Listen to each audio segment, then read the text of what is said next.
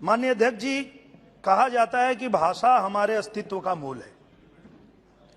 हम अपनी भाषा में बेहतर तरीके से सोच समझ और अभिव्यक्त कर पाते हैं। महात्मा गांधी जी ने भी मातृभाषा के प्रति कृतज्ञ होने की बात कही है। इसी भावना के साथ पिछले 5 दशक से करोड़ों भोजपुरी भाषी एक आस लगाए बैठे हैं कि भोजपुरी को संवैधानिक दर्जा मिले, उसे संविधान की 8वीं अनुसूची में शामिल किया जाए। लेकिन भोजपुरी का इंतजार खत्म नहीं हो रहा है। कभी तो भाषा के भेद का पाठ पढ़ाकर, तो कभी नियमों की अस्पष्टता का हवाला देकर भोजपुरी भाषियों की मांग पूरी नहीं होने दी गई। अध्यक्ष जी, भारत से अलग मॉरिशस की पहल पर यूनेस्को ने भोजपुरी संस्कृति के गीत गौनई को सांस्कृतिक विरासत का दर्जा दिया, लेकिन पहले के केंद्र की सरकारों ने कभी कोई ठोस प्रयास नहीं किया।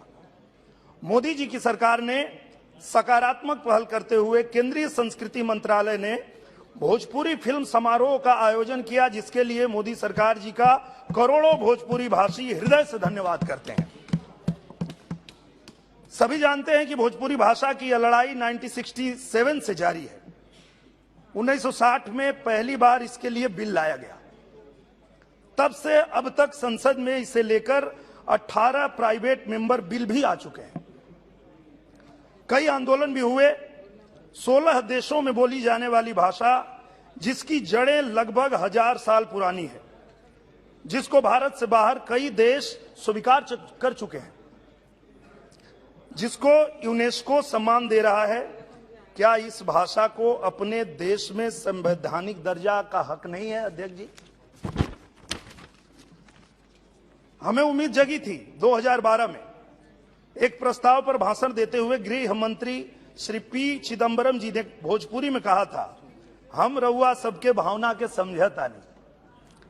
हम मानसून सेशन में भोजपुरी को मान्यता देने के लिए बिल लाएंगे, लेकिन तत्कालीन सरकार ने हमारी उम्मीदों पर पानी फेर दिया। अध्यक्ष जी, तत्कालीन गृह मंत्री ने सदन में आश्वासन देकर अपने बात से पीछे हट गए और भोजपुरी के सम्मान के लिए उन्होंने कुछ नहीं किया। अब मोदी जी की सरकार है जो असंभव को संभव करने के लिए जानी जाती है। मुझे पूरा विश्वास है कि अब तक जो संभव नहीं हो पाया वो मोदी जी की सरकार में जरूर संभव होगा। हमारी भोजपुरी को संवैधानिक दर्जा मोदी सरकार में अवश्य मिलेगा। माननीय अध्यक्ष जी, हमें पूरा भरोसा है कि सदन मेरी बातों को गंभीरता से विचार करेगा। आपने मुझे इतना समय दिया और सम्मानित सदस्य साथियों ने सुना, इसके लिए मैं सभी का बहुत बहुत आभार व्यक्त करता हूं। जय भारत।